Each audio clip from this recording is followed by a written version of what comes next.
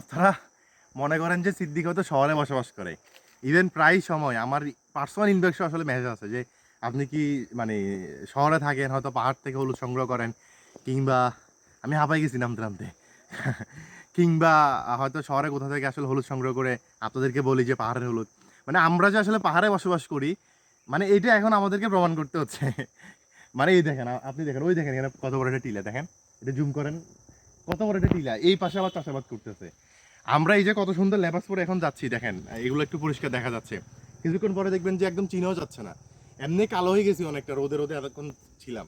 তো এই যে এগুলো পাহাড় পর্বত, আমি খাগড়াছড়ি জেলা, আমরা যেখানে থাকি, অর্থাৎ আমি যে জেলা বসবাস করি, যেখানকার আমি স্থানীয়, সেখানে বর্ডার হিসাব করলে বাঙালি বর্ডার আরও কিছু বেশি। হ্যাঁ, তো আপনারা আসলে বুঝতে হবে, আমরা যারা বাঙালিরা আছি তারাও এই পাহাড়ে বসবাস করি।